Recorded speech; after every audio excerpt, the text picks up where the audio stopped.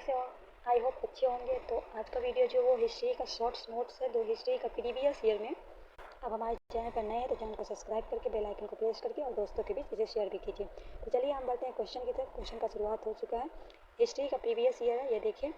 जहाँ आपको अच्छे अच्छे क्वेश्चन हम आपको करवाएंगे जो किसी न किसी एग्जाम में ये क्वेश्चन पूछा गया है। ठीक है, यहाँ लिखना भूल गए थे, नहीं तो हम यहाँ लिखवा भी देते कि कौन कौन से एग्जाम में पूछा गया। तो चलिए, क्वेश्चन नंबर पहला है, हड़प्पा सभ्यता किस युग से संबंधित थे?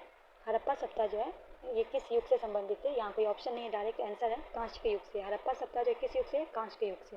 चलिए आगे बढ़ते हैं। क्वेश्चन नंबर 2 है, किस आधार पे अब हड़प्पा सभ्यता का काल 2350 ईसा पूर्व से 1750 पूर्व माना गया? किस आधार से हड़प्पा सभ्यता का जो काल है वो 2350 से 1750 माना गया?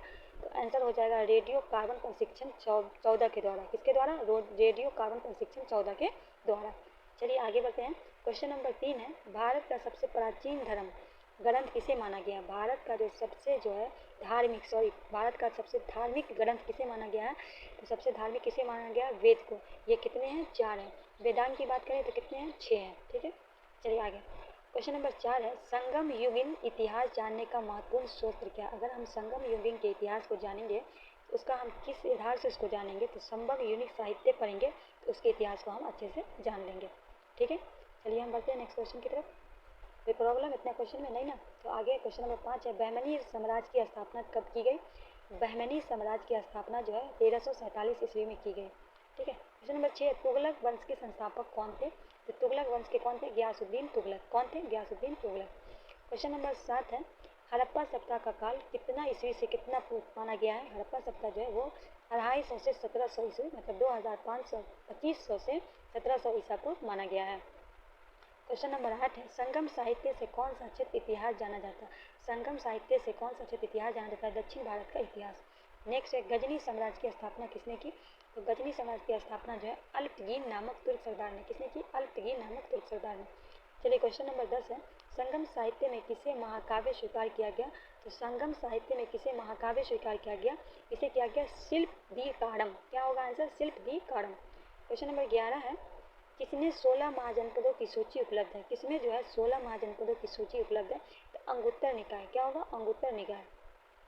क्वेश्चन नंबर 12 है, 6वीं शताब्दी ईसा से किस महाजनपद की राजधानी के नाम से महाभारत एवं पुराणों में मालिनी मिलता है? 6वीं शताब्दी से ईसा पूर्व से महाजनपद की राजधानी के नाम से महाभारत पुराणों में मालिनी मिलता है, तो अंग हो जाएगा। क्वेश्चन नंबर 13 है, 6वीं शताब्दी से ईसा पूर्व में चेदी महाजनपद की राजधानी कहाँ थी? 6वीं शताब्दी ईसा पूर्व में चेदी महाजनपद की राजधानी कहाँ थी? श्वेतिवर्ती। चलिए आगे बढ़ते हैं। क्वेश्चन नंबर 14 है, जैन परंपरागत के अनुसार जैन धर्म में कुल कितने तीर्थंकर हुआ करते थे? जैन परंपरागत के अनुसार जैन में टोटल 24 हुआ करते थे। 24 जो है वो आखिर सबसे महावीर स्वामी की, जिसको मतलब महावीर स्वामी है। पहले की बात किया जाए, उनके संस्थापक ऋषभदेव है। ठीक है, क्वेश्चन नंबर 15 है, किसे मध्य युग का प्रथम हिंदू साम्राज्य माना जाता है? किसे मध्य युग का प्रथम हिंदू साम्राज्य माना जाता है? विजयनगर को। ठीक है, क्वेश्चन नंबर 16 है, हड़प्पा की खोज का श्रेय किसे दिया जाता है?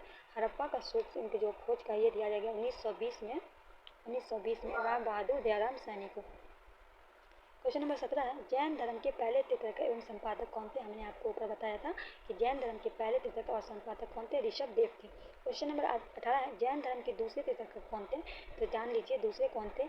आदित्यनाथ थे। कौन थे? आदित्यनाथ। क्वेश्चन नंबर 19 है, मौर्य साम्राज्य की स्थापना किसने की? मौर्य साम्राज्य की स्थापना किसने की? आपको बताना है राइट आंसर।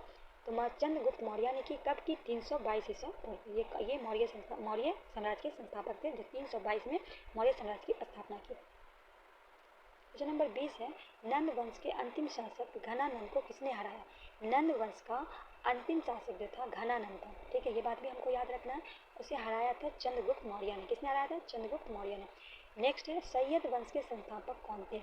क्वेश्चन नंबर है कि सैयद वंश है, क्वेश्चन नंबर 21 देखिए, सैयद वंश के संस्थापक पूछा गया है, खिलजी खान। कौन है? खिलजी खान। क्वेश्चन नंबर 22 है, चंद्रगुप्त मगध साम्राज्य की गद्दी पर किसके सहयोग से बैठा? चंद्रगुप्त मगध साम्राज्य की गद्दी पे चाणक्य के सहयोग से बैठा। ठीक है, क्वेश्चन नंबर 23 है, हड़प्पा सभ्यता का प्रचलित नाम क्या है?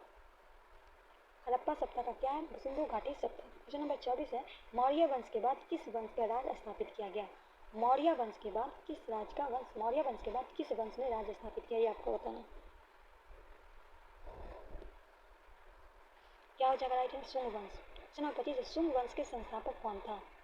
सुंग वंश का संस्थापक पूछा जाए तो पुष्यमित्र सुंग कौन थे? पुष्यमित्र सिंह। क्वेश्चन नंबर 26 है खिलजी वंश के संस्थापक कौन था? संस्थापक से क्वेश्चन पूछा जाता है एग्जाम में, ये सब जो है ना प्रीवियस ईयर में पूछा गया है क्वेश्चन है। खिलजी वंश के संस्थापक है जलालुद्दीन खिलजी। क्वेश्चन नंबर 27 है पुष्यमित्र सुंग किस धर्म का उपवास संरक्षक था? तो ब्राह्मण्य धर्म का। किस धर्म का? ब्राह्मण्य धर्म का। क्वेश्चन नंबर 28 है गुप्त संवत का स्थापना किसने की? गुप्त संवत की स्थापना चंद्रगुप्त प्रथम ने किया। क्वेश्चन नंबर 29 है गुप्त वंश की स्थापना किसने की थी?